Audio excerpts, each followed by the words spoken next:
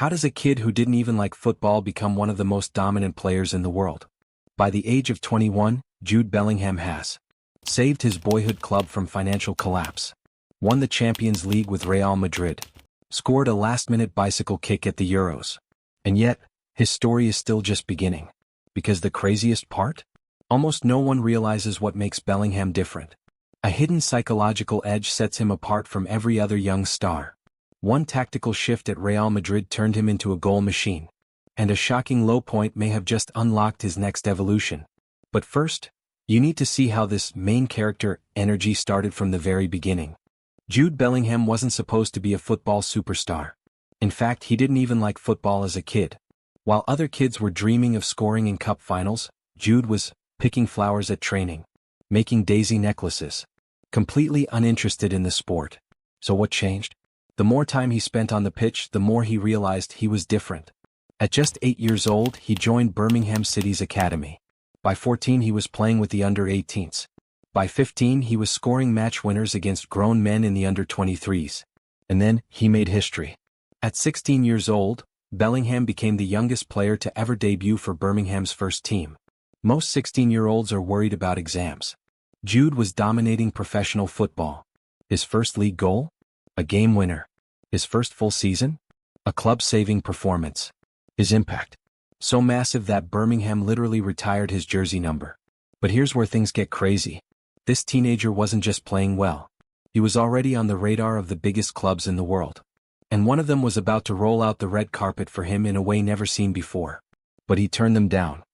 By early 2020, every major club in Europe wanted Jude Bellingham. But one club went all in to sign him: Manchester United. They didn't just make an offer, they pulled out the biggest legends in football to convince him. Sir Alex Ferguson, Eric Cantona, Brian Robson.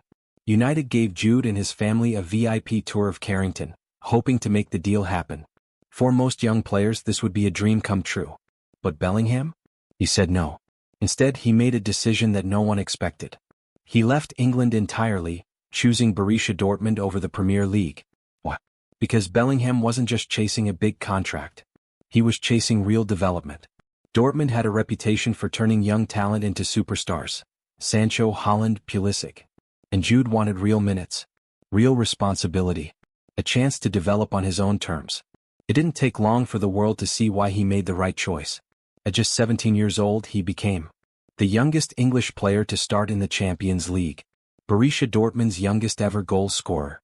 A dominant force in midfield, fearless, aggressive, and technically brilliant. But what happened next? No one saw coming. Because Bellingham wasn't just adapting to football at the highest level, he was dominating it. And one performance against one of football's biggest clubs changed everything. Jude Bellingham wasn't just adjusting to top-level football, he was taking over. And then came the match that put the world on notice. Borussia Dortmund versus Manchester City. Champions League quarterfinals. A 17-year-old kid, up against Pep Guardiola's super team. No one expected him to dominate. But that's exactly what he did. He pressed relentlessly, forcing mistakes from City's midfield. He outplayed world-class players like Kevin De Bruyne. And then he scored a stunning goal in the second leg, proving he wasn't just a prospect, he was already elite. By the end of the match, even Pep Guardiola couldn't hide his admiration. In his post-game interview, he simply said, "He's too good for someone that young." That was the moment Jude Bellingham went from rising star to global phenomenon. And suddenly, every club in Europe wanted him. But Jude wasn't done at Dortmund yet. Because while the world was watching his performances, he was evolving into something even more dangerous. Not just a midfielder. Not just a playmaker. But a complete footballer. One who could control a match, dominate physically, and decide games single-handedly. And the result? The most expensive transfer of his generation. But before we get there, one moment defined his time at Dortmund. A match where everything was on the line. A match that should have made him a champion. And a match that ended in heartbreak. Jude Bellingham was on the verge of history. After years of Bayern Munich dominance, Borussia Dortmund had one final match to win the Bundesliga. One victory. One trophy. One defining moment. But there was a problem. Bellingham had been carrying an injury. He wasn't in the starting lineup. He could only watch from the bench as Dortmund went 2 goals down to Mainz. The stadium was silent. The dream was slipping away. Dortmund fought back to make it 2-2, but it wasn't enough. They lost the title on goal difference. For the first time in his career, Bellingham experienced true heartbreak. The camera caught him on the bench, tears in his eyes, devastated. But here's the thing about Jude Bellingham. Setbacks don't break him. They make him stronger. And just weeks later he was on a plane to Madrid.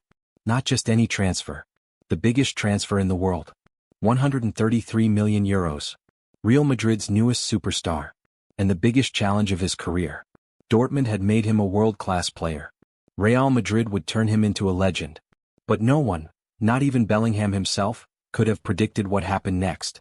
Because this wasn't just a good start. This was one of the greatest debuts in Real Madrid history. Jude Bellingham didn't just join Real Madrid. He took over. From the very first match, he looked like he had been wearing the white shirt for years. And then he started scoring.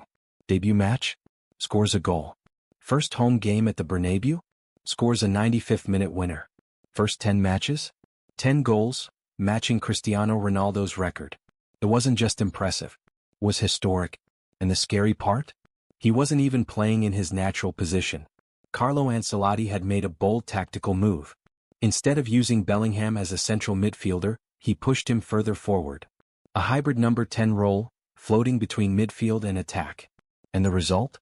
Bellingham wasn't just scoring, he was controlling games, leading counterattacks, pressing relentlessly. He was Real Madrid's most important player from day one. And then came his first true test. The biggest rivalry in club football. El Clasico. Could he handle the pressure? What happened next shocked the world. If there was any doubt that Bellingham was built for Real Madrid, it ended in El Clasico. Down 1-0 against Barcelona. The biggest stage. The most pressure. A 30-yard rocket into the top corner. The Bernabeu erupted. And just when everyone thought the game was heading for a draw, Bellingham struck again. 92nd minute. Game winner. Absolute madness. In one night he became a Madrid hero. First Englishman to score in El Clasico in nearly 20 years. First Madrid player to score in his La Liga, Champions League and Clasico debuts. Instant fan favorite. By the end of the season, La Liga champion. Champions League winner. Golden boy. Jude Bellingham isn't just playing football. He's writing his own legend. And now there's only one question left. Is he football's next Ballon d'Or winner?